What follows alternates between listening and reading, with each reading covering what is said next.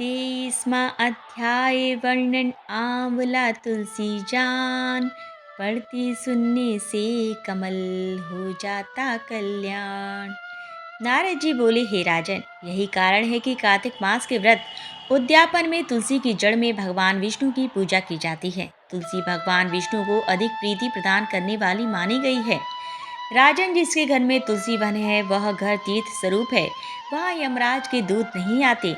तुलसी का पौधा सदैव सभी पापों का नाश करने वाला तथा अभिष्ट कामनाओं को देने वाला है। जो श्रेष्ठ मनुष्य तुलसी का पौधा लगाते हैं वे यमराज को नहीं देखते।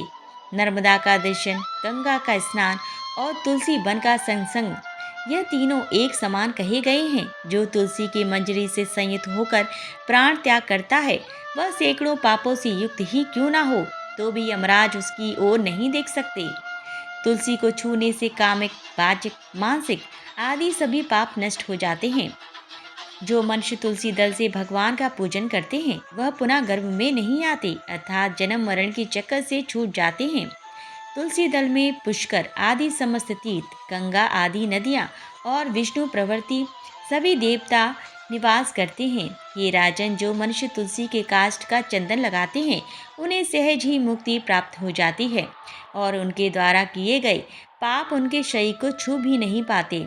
जहाँ तुलसी के पौधे की छाया होती है वहीं पितरों की तृप्ति के लिए श्राद्ध करना चाहिए। जिसके मुख में, कान में और मस्तक पर तुलसी का पत्ता दिखाई देता है उसके ऊपर यमराज भी दृष्टि नहीं डाल सकते।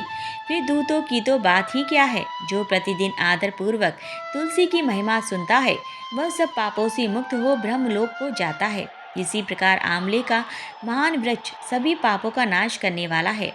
आंवले का वृक्ष भगवान विष्णु को प्रिय है। इसके स्मरण मात्र से ही मनुष्य गोदान का फल प्राप्त करता है। जो मनुष्य कार्तिक में आंवले के वन में भगवान विष्णु की पूजा तथा आंवले की छाया में भोजन करता है उसके भी पाप नष्ट हो जाते हैं। आंवले की छाया में मनुष्य जो भी पुण्य करता है वह कोटि गुना हो जाता है। जो मनुष्य आंवले की छाया के नीचे कार्तिक में ब्राह्मण दंपति को एक बार भी भोजन देकर स्वयं भोजन करता है वह अन्य दोष से मुक्त हो जाता है। लक्ष्मी की प्राप्ति की इच्छा रखने वाले मनुष्य को सदैव आंवले से स्नान करना चाहिए। नवमी, अमावस्या, सप्तमी, संक्रांति, रविवार, चंद्र ग्रहण तथा सूर्य ग्रहण के दिन आंवले से स्नान नहीं करना चाहिए। जो मनुष्य आंवले की छाया में बैठकर पिंडदान करता है उसके पितर भगवान विष्णु के प्रसाद से मोक्ष को प्राप्त होते हैं। जो मनुष्य आंवले के फल और तुलसी दल को पानी में मिलाकर स्नान करता है उसे गंगा स्नान का फल मिलता है। जो मनुष्य आंवले के पत्तों और फलों से देवताओं का पूजन करता है उसे स्वर्ण, मणि और मोतियों द्वारा पूजन का फल प्राप्त होता है। कार्तिक मास में जब सूर्य तुला राशि में होता है तब सभी तीर्थ, ऋषि, देवता और सभी यज्ञ आंवले के वृक्ष में वास करते हैं। जो मनुष्य द्वादशी तिथि को तुलसी दल और कार्तिक में आंवले की छाया में बैठकर भोजन करता है उसके 1 वर्ष तक अन्न संसर्ग से उत्पन्न हुए पापों का नाश हो जाता है। जो मनुष्य कार्तिक में आंवले की जड़ में विष्णु जी का पूजन करता है उसे श्री विष्णु क्षेत्रों के पूजन का फल प्राप्त होता है। आंवले और तुलसी की महत्ता का वर्णन करने में श्री ब्रह्मा जी भी समर्थ नहीं है। इसीलिए धात्री और तुलसी जी की जन्म कथा सुनने से मनुष्य अपने वंश सहित भक्ति को पाता है। लिखवाओ से निज दया से सुंदर भाव बताकर, कार्तिक मास 24वां अध्याय सुनो सुधाकर। राजा पृथु बोले, हे मुनि श्रेष्ठ, आपने तुलसी के इतिहास, व्रत, महात्म के विषय में कहा। अब आप कृपा कर मुझे यह बताइए कि कार्तिक मास में क्या और भी देवताओं का पूजन होता है, यह भी विस्तार पूर्वक बताइए। नारद जी बोले, पूर्व काल की बात है। सेहम पर्वत पर करीवीकर में धर्मदत्त नामक विख्यात कोई धर्मज्ञ ब्राह्मण रहते थे। एक दिन कार्तिक मास में भगवान विष्णु के समीप जागरण करने के लिए वे भगवान के मंदिर की ओर चले। उस समय एक पहर रात बाकी थी। भगवान के पूजन की सामग्री साथ ली जाते हुए ब्राह्मण ने मार्ग में देखा कि एक भयंकर राक्षसी आ रही है। उसका शरीर नंगा और मांस रहित था। उसके बड़े बड़े दांत, लपकती हुई जीभ और लाल नेत्र देखकर ब्राह्मण भय से थर्रा उठे। उनका सारा शरीर कांपने लगा। उन्होंने साहस करके पूजा की सामग्री तथा जल से ही उस राक्षसी के ऊपर प्रहार किया। उन्होंने हरिनाम का स्मरण करके तुलसी दल मिश्रित जल से उसको मारा था, इसलिए उसका सारा पातक नष्ट हो गया। अब उसे अपने पूर्व जन्म के कर्मों के परिणाम स्वरूप प्राप्त हुई दुर्दशा का स्मरण हो आया। उसने ब्राह्मण को दंडवत प्रणाम कर के इस प्रकार कहा, ब्राह्मण, मैं पूर्व जन्म के कर्मों के फल से इस दशा को पहुँचती हूँ।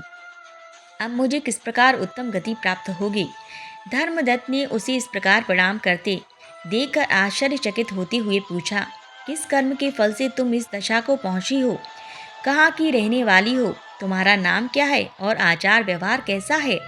ये सारी बातें मुझे बताओ। उस राक्षसी का नाम कालाह था। काला बोली, ब्राह्मण, मेरे पूर्व जन्म की बात है। सौराष्ट्र नगर में भिक्षु नाम का एक ब्राह्मण रहता था। मैं उनकी पत्नी थी। मेरा नाम कलह था और मैं बड़ी क्रूर स्वभाव की स्त्री थी। मैं वचन से भी कभी अपने पति का भला नहीं किया, उन्हें कभी मीठा भोजन नहीं परोसा, सदा अपने स्वामी को धोखा ही देती रही। मुझे कलह विशेष प्रिय था, इसीलिए मेरे पति का मन मुझसे सदा उद्विग्न रहा करता था। अंतगोतवा उन्होंने दूसरी स्त्री से विवाह करने का निश्चय कर लिया। तब मैंने विष खाकर अपने प्राण त्याग दिए। फिर यमराज के दूत आए और मुझे बांध कर पीटते हुए यमलोक में ले गए। वहाँ यमराज ने मुझे देखकर चित्रगुप्त से पूछा, चित्रगुप्त, देखो तो सही, इसने कैसा कर्म किया है। जैसा इसका कर्म हो उसी के अनुसार यह शुभ या अशुभ प्राप्त करे। चित्रगुप्त ने कहा, इसका किया हुआ कोई भी शुभ कर्म नहीं है। यह स्वयं मिठाइयाँ उड़ाती थी और अपने स्वामी को उसमें से कुछ भी नहीं देती थी। इसने सदा अपने स्वामी से द्वेष किया है, इसलिए ये चमगादुरी होकर रहे तथा सदा कलह में ही इसकी प्रवृत्ति रहे। इसीलिए यह विष्ठा भोजी सुकरी की योनि में रहे। जिस बर्तन में भोजन बनाया जाता है उसी में यह सदा अकेली खाया करती थी। अतः उसके दोष से यह अपनी ही संतान का भाण करने वाली बिल्ली हो। उसने अपने पति को निमित्त बनाकर आत्मघात किया है, इसलिए यह अत्यंत निंदनीय स्त्री प्रेत के शरीर में भी कुछ काल तक अकेली ही रहे। इसे यमदूतों द्वारा निर्जल प्रदेश में भेज देना चाहिए। वहाँ दीर्घ काल तक यह प्रेत के शरीर में निवास करे। उसके बाद यह पापिनी शेष 3 योनियों का भी उपभोग करेगी। कलह ने कहा, विप्रवर, मैं वही पापिनी कलह हूँ। इस प्रेत शरीर में आए हुए मुझे 500 वर्ष बीत चुके हैं। मैं सदैव भूख प्यास से पीड़ित रहा करती हूँ। एक बनिए के शरीर में प्रवेश करके मैं इस दक्षिण देश में कृष्णा और बेणी के संगम तक आई हूँ। जो ही संगम तट पर पहुंची त्यों ही भगवान शिव और विष्णु के पार्षदों ने मुझे बलपूर्वक बनिए के शरीर से दूर भगा दिया। तब से मैं भूख का कष्ट सहन करती हुई इधर उधर घूम रही हूँ। इतने में ही आपके ऊपर मेरी दृष्टि पड़ गई। आपके हाथ से तुलसी मिश्रित जल का संसर्ग पाकर मेरे सब पाप नष्ट हो गए हैं। द्विश्रेष्ठ, आप कोई उपाय कीजिए। बताइए, मेरे इस शरीर से और भविष्य में होने वाली भयंकर 3 योनियों में से किस प्रकार मुक्त होंगी। कलह का यह वचन सुनकर धर्मदत्त उसके पिछले कर्मों और वर्तमान का अवस्था को देखकर बहुत दुखी हुआ। फिर उसने बहुत सोच विचार करने के बाद कहा, धर्मदत्त जी के कथन की कथा का वर्णन 25वें अध्याय में किया गया है।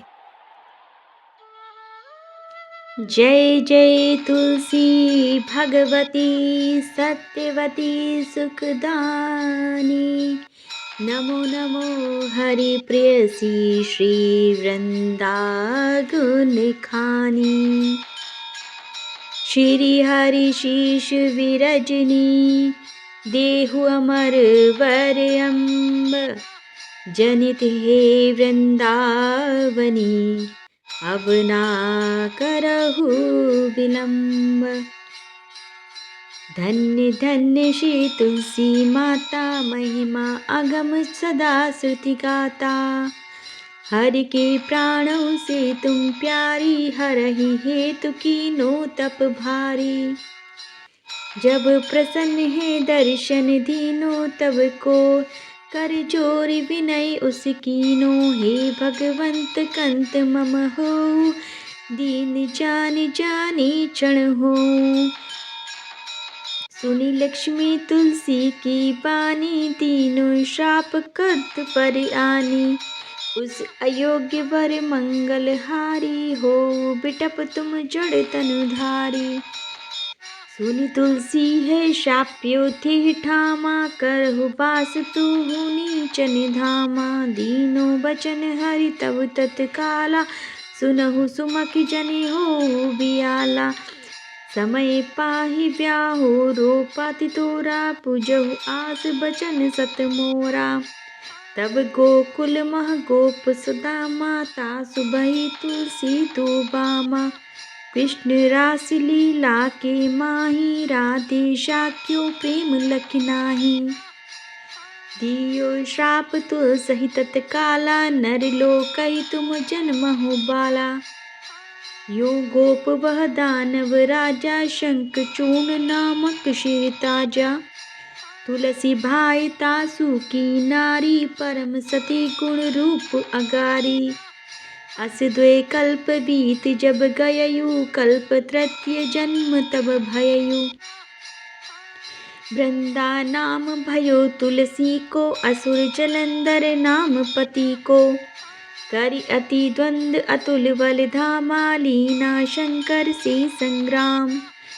जब निज सैन्य सहित शिव हारे, मरहि न तब हर हरहि पुकारे।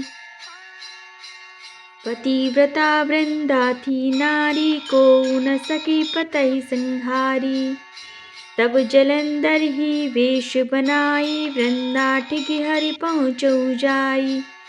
शिव हित लई करी कपट प्रसंगा, कियो सतित्व धर्म तो ही भंगा। भयो जलंधर कंगा सहार, सुनि उर शोक उपारा। ती क्षण दियो कपट हरि टारी, लखी वृंदा दुख गिरा उचारी। जलंधर जस हत्यो बीता, सोहि रावण तस हरहि सीता। अस प्रस्तर सम हृदय तुम्हारा, धर्म खंडी मम पतहि सहारा। यही कारण लही श्राप हमारा, होवे तनु पाषाण तुम्हारा। सुनि हरि तुरत ही बचन उचारे, दियो श्राप बिना विचारे। लख्यो ना निज करतूति पति को, छनन चयो सब पार्वती को। जड़ मत तूहु अस हो जड़ रूपा, जग मह तुलसी बिटप अनूपा। भगव रूप हम शाले ग्रामा, नंदी कंडी के बीच ललामा। जो तुलसी दल हमहि चढ़िए, सब सुख भोगी परम पद पई।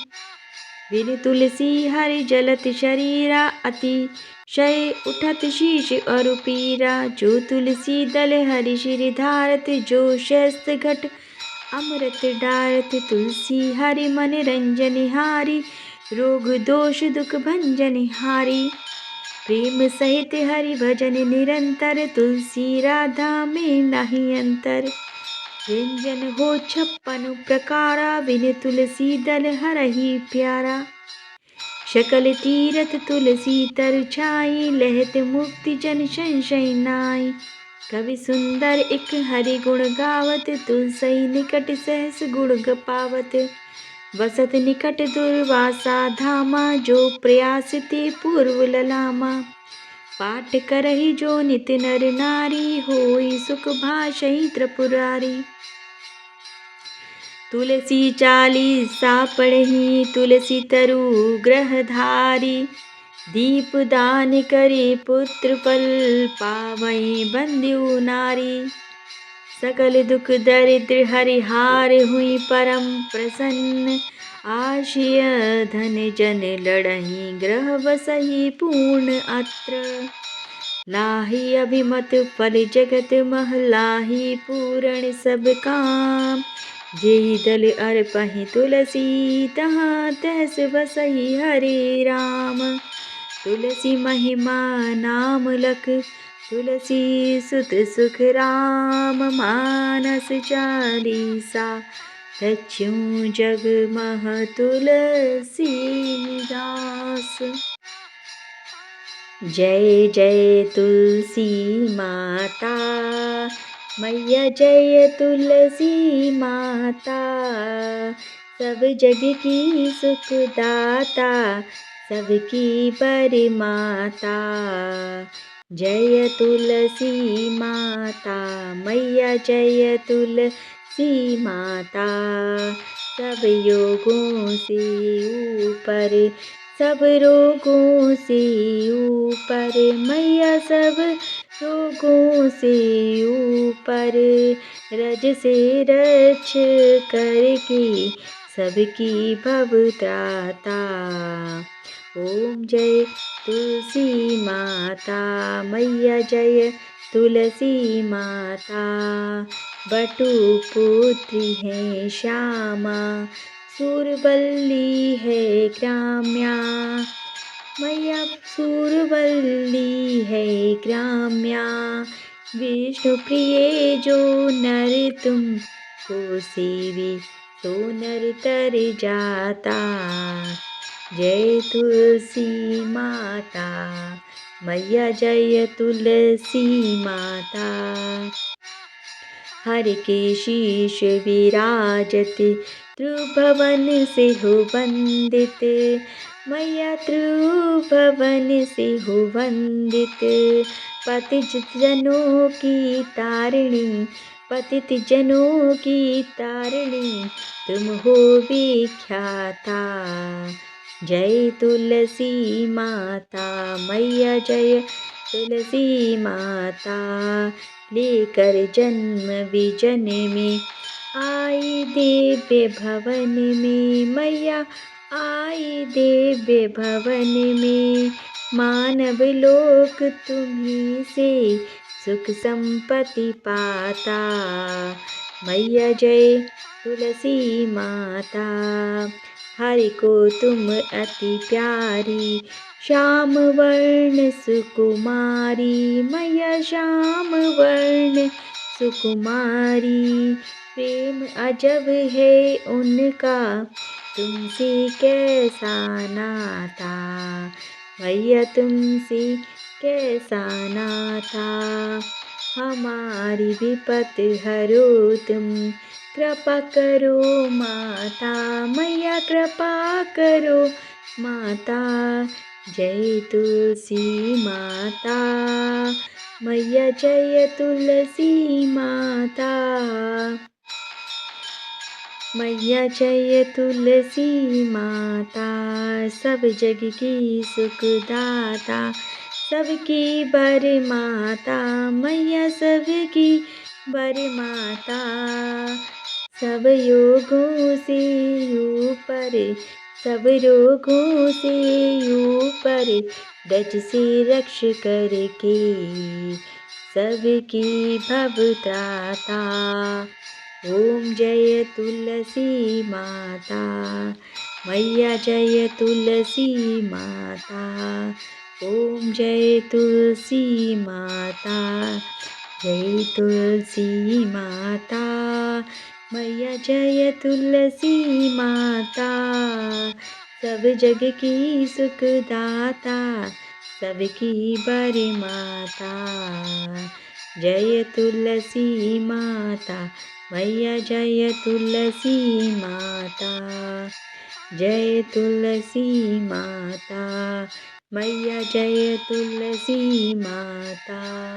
बोलो तुलसी मैया की जय।